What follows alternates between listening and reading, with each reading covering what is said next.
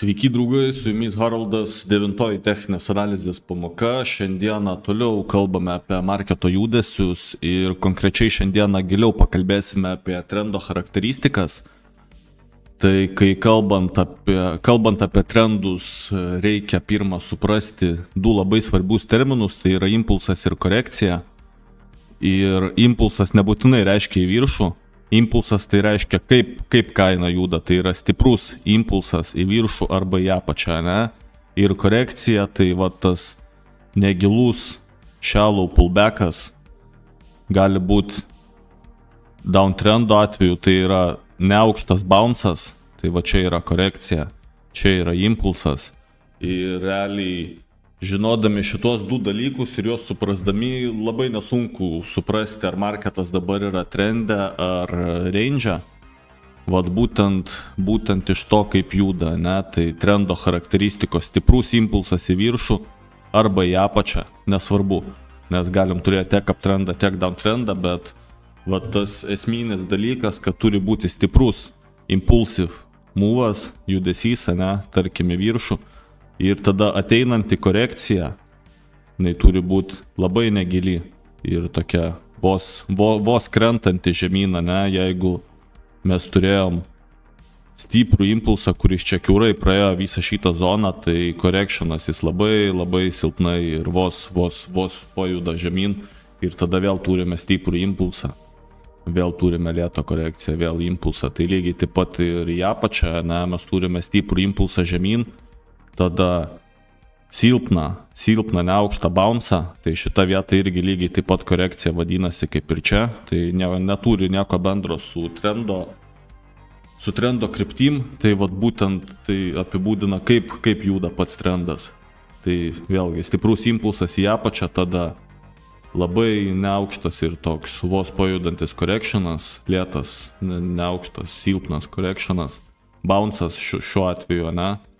Tai uptrendo atveju correctionas vadintųsi pullbackas, downtrendo atveju correctionas vadintųsi bounce'as ir vėl turim stiprų impulsą ir vėl silpną bounce'ą, vėl stiprų impulsą ir taip susiformuoja downtrendas. Toliau pakalbėkime apie path of least resistance, tai lietuviškai būtų mažiausio pasipriešinimo kelias. Ir resistance šiuo atveju nereiškia, sekundėlę toj pratrinsiu. Resistance šiuo atveju nereiškia horizontalų resistance, ne, kur jūs pripratę gal girdėti, kur turim kažkokį levelį, kur kaina treidina ir čia resistance'as ir rejectina, tai šiuo atveju resistance'as reikštų mažo pasipriešinimo kelias, ne, tai verčiant į lietuvių kalbą. Tai ką tai reiškia? Trendo konteksto, ne, path of least resistance, mažiausio pasipriešinimo kelias. Tai būtent tai reikštų, kad kai vyksta trendas, impulsas į viršų. Ir tai reiškia, kad į viršų yra mažiausio pasipriešinimo kelias, ne? Ir dabar, kai vyksta korekcija yra gan silpna. Korekcija yra silpna ir negili ir į apačią yra daug pasipriešinimo. Nes mes žinom iš trendo, kad kai trendas ėjo į viršų, šitoj vietoj nebuvo pasipriešinimo. Reiškia, kai kaina grįž, turėtų būti teoriškai čia gan daug pasipriešinimo, jeigu čia yra trendas. Nežinau, ar gerai paaiškinu, turbūt jo. Gan sunku lietuviškai paaiškinti. Jeigu visas šitas judesys bus trendas, mes dar nežinom, kad čia trendas, ne, tarkim, mes turim tik tais tiek.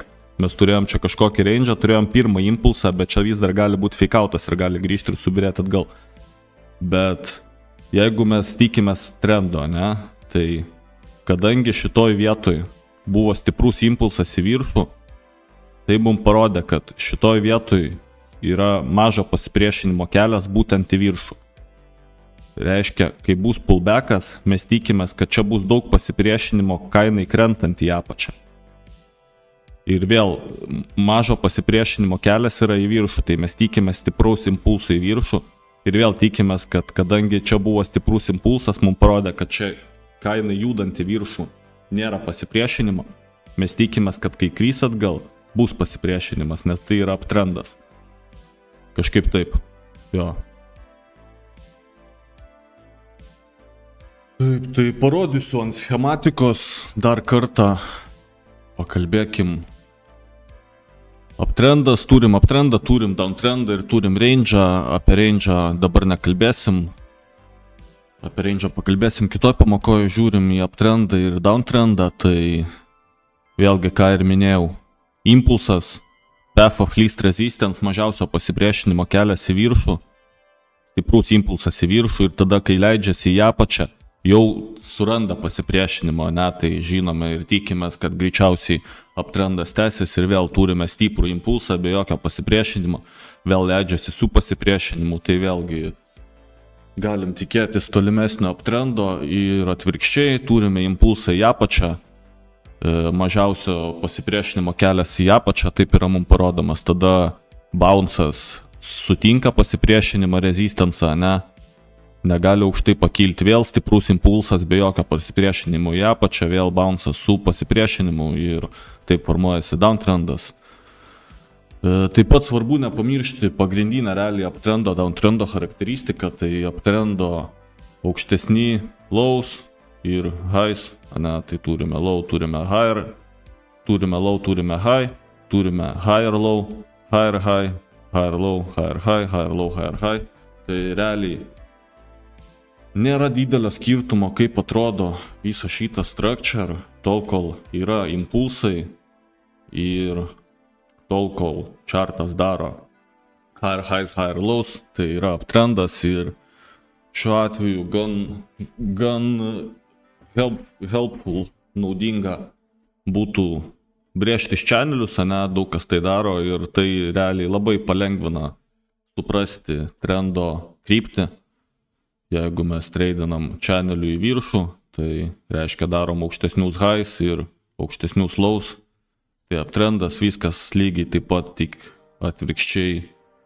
Downtrendo atveju irgi downtrendo pagrindinė charakteristika tai vis žemesni lows ir vis žemesni highs ir vėlgi nusibrėžus channelius gan lengva suprasti trendo kryptį. Nu ir taipogi range'as, tai kai nėra aiškaus channelio, horizontal channelis ir nėra aiškių impulsų ir korekcijų, tai mes matom, kad turim impulsą, bet tada turim korekciją, kuri subirėjo taip pat iki range'o apačios, tada vėl turim impulsą į apačią, impulsą į viršų, vėl impulsą į apačią, impulsą į viršų. Na tai yra neaišku, nėra aišku, kur yra mažiausio pasipriešinimo kelias ir nėra aiškių impulsų ir korekcijų ir realiai iš to galima suprasti, kad tai range'as. Jo.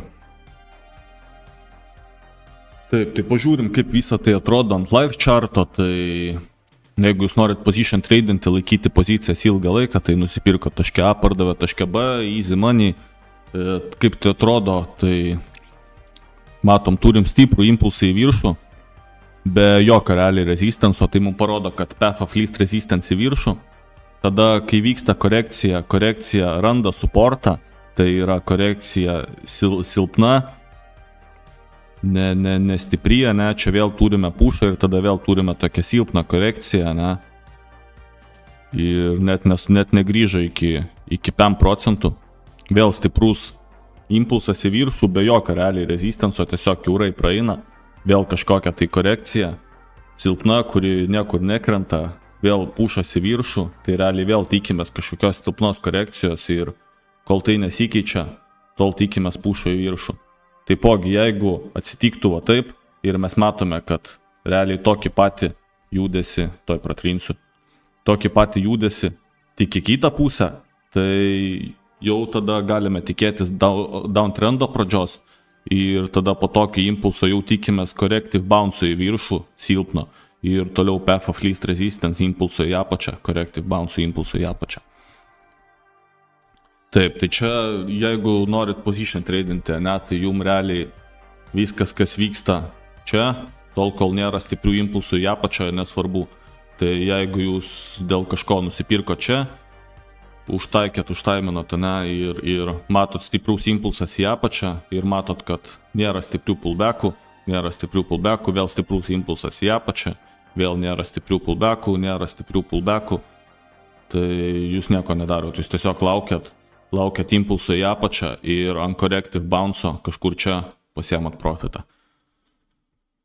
Jeigu norit aktyviau tradinti 4H, ne, tarkim, tai galim pasiimti, kad ir šitą gabalą, ne, einame 4H ir kaip tai atrodo.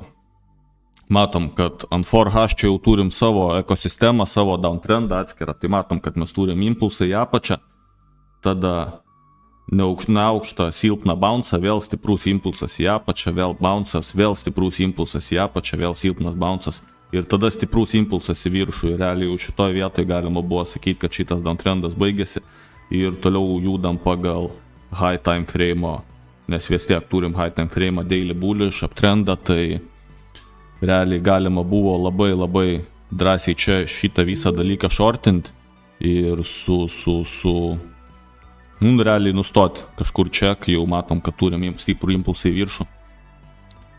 Jo, tai prie ko noriu privesti, kad realiai kuo mažiau, čia jau kur šnekėjau apie fraktalus, tą pamoką, kad realiai kuo į mažesnį time frame eina, tuo ten yra savo ekosistema ir savo taisyklės, ne, bet vis tiek viskas vyksta pagal aukščiausio time frame įstatymus, galim taip pasakyti, kad aukštesnis time frame'as čia nežinau, kaip gravitacijos fizikos dėsnėje, ne, ir tada kuo į mažesnį time frame lendam, tuo čia kaip atskiros šalis, valstybės su savo kažkokiais vidiniais įstatymais, bet vis tiek tu negali pakeisti gravitacijos ir fizikos dėsnių, tai jo, kažkaip taip, kažkokia tokia pamoka šiandien, susitiksim kitoj pamokoje.